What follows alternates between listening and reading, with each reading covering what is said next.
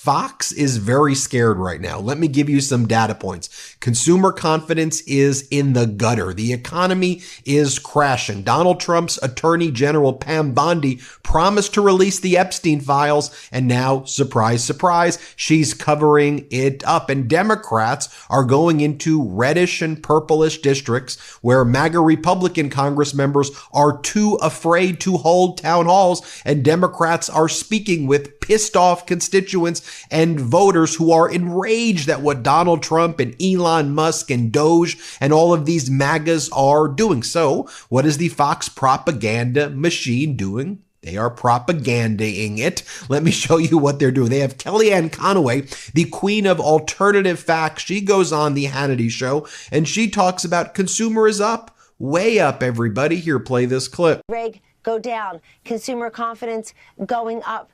Everything is turning up Trump, and now... No, Kellyanne Conway. Consumer confidence is way down. It's the worst University of Michigan inflation expectations since 1993. It's the worst University of Michigan consumer sentiment. They're the university that takes these consumer survey data. They're the gold standard. It's the worst University of Michigan consumer sentiment since 2022. And the big news in this University of Michigan data was not simply the inflation expectations and consumer sentiment. Look at what people are saying about the jobs market. Expected change in unemployment is the worst right now since the 2008 recession. So let me fact check Kellyanne Conway right there with actual data. Then Sean Hannity is terrified of Democrats going into these red and purple districts. So Hannity says, look, if you're in one of these conservative areas, be careful. The Democrats may be talking about like transgender people playing sports. Ooh, here, play this clip. Probably, in all likelihood. And according to reports, they are now planning to take this show on the road, and they want to have town halls in Republican districts across the country. You may want to go. Might be entertaining. You might have a few questions for them. I would ask that you not be like them and be polite, but beware if you are in a conservative area of the country, which is most of the country, a radical Democrat might be coming to a venue near you to spread their message in support of men and their right to play women's sports for open. That's all they have at this point. All they have is to try to bully marginalized communities as Donald Trump and Elon Musk take a wrecking ball to Medicaid, Social Security, cruelly fire our heroic veterans, gut the VA, gut the NIH, CDC, Department of Education, attack the most vulnerable, attack poor kids. And what are the MAGA Republicans talking about? Ooh, the Democrats are coming in talking about transgender volleyball players. What the hell are they even talking about? Then you have Alan Dershowitz, Donald Trump's lawyer. He goes on Fox and he praises how great Donald Trump's Attorney General Pam Bondi's doing. I think she's doing great. So Dershowitz, Trump's lawyer, also has some connections with Jeffrey Epstein, I might add. So maybe this is why he's praising Pam Bondi. Maybe Fox is platforming. I don't know, but you can judge for yourself. Here, play this clip. Well, look, I think we're on the right track. I think Pam Bondi has extraordinary experience. She's tough. She has the right priorities. And remember, Pam Bondi said she was releasing the Epstein files, but it turned out she just brought in a few weeks ago those MAGA influencers who were handed binders that says the Epstein files, here it is. And it wasn't the Epstein files. Remember what it was? It was like Epstein's phone list, which was released many years ago, by the way, which had Donald Trump's phone number on it, and lots of Donald Trump contact information on it. But let me just give you this data point on Alan Dershowitz, Trump's lawyer, former lawyer who was on Fox, who was saying Pam Bondi's doing a great job.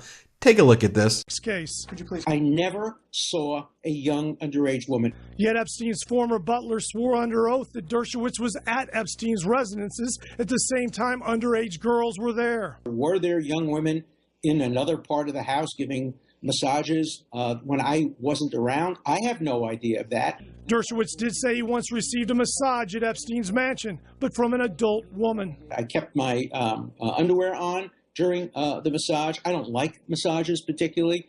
Told you we got to come with receipts here. on the Meidastouch Network. That's what we're going to do. So then, as Donald Trump is crashing our economy, as people's 401ks and pensions are in the gutter, but according to Kellyanne Conway, things are great.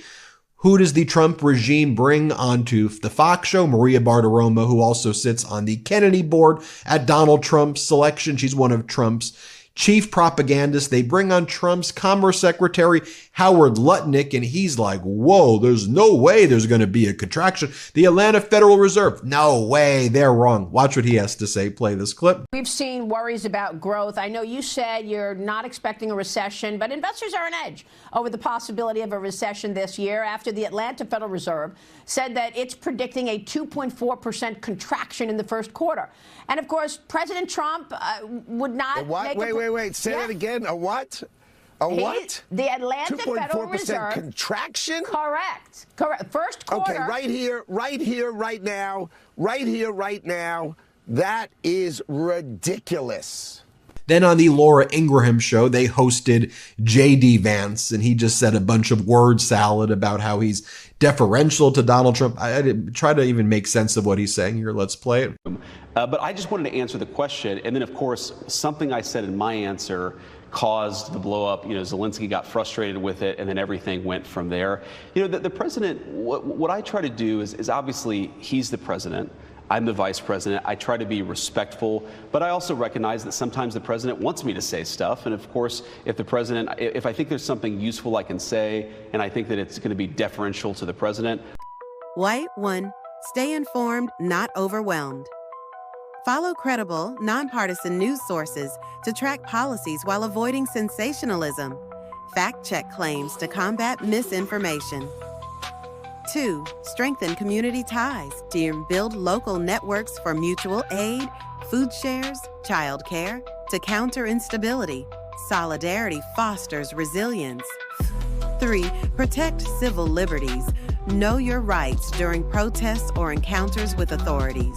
Support organizations like ACLU fighting legal battles. 4. Safeguard finances. Prepare for economic shifts. Hannity brings on Donald Trump's national security advisor, Mike Waltz, who just spews Russian propaganda. And I like the way Hannity, I don't really like it, but Hannity in this clip acts like, so let me just see if I can postulate this correctly. So what you're saying is, I suspect the deal is going to be like this. Like Hannity's like actively involved in Trump administration policy as well. So he's just giving like the layup to spell it out to his audience. Play this clip. If I were to imagine how this deal unfolds, it's going to be the rare earth mineral deal, a component that keeps U.S. involvement and a presence in Ukraine. Maybe European troops can be in Ukraine as well. I would imagine that Ukraine being a part of NATO is not going to happen, and I would imagine parts, maybe the Donbass region in particular, or areas that are heavily populated by people from Russia, that would go to Putin in any negotiated settlement. Am I wrong in my conjecture here? Sean, no surprise, you're not wrong in any of that. And what's important is that we are discussing all of those things with both sides. We are having those discussions with our counterparts with the Russians. We are having those discussions with our counterparts with the Ukrainians. And we are pushing both sides together with President Trump, the deal maker in chief. I think this comment sums this up nicely, though. What this is almost certainly about is the Trumpers in their vast ignorance buying into the Russian claim that the Ukrainians in the Donbass region are Russians because they speak Russian. That's like claiming the Irish are English because they speak English. And that's why Hannity was serving it up kind of as a layup to literally launder the Russian Putin talking points, talking about laundering the Russian Putin talking points. Donald Trump earlier in the morning yesterday literally posted Putin's talking points. Trump says, "We had a very good and productive discussion with President Vladimir Putin of Russia yesterday." Pause there. Have you ever seen Donald Trump post, "We had a very good and productive conversation with Ukrainian President Zelensky"? Have you ever heard him say something like anyway? But about Putin, it was very productive. And there is a very good chance that this horrible bloody war can finally come to an end. But at this very moment, thousands of Ukrainian troops are completely surrounded by the Russian military and in a very bad and vulnerable position. That's all in caps for dramatic impact. Trump goes, "I have strongly requested to President Putin that their lives be spared. This would be a horrible massacre, one not seen since World War II.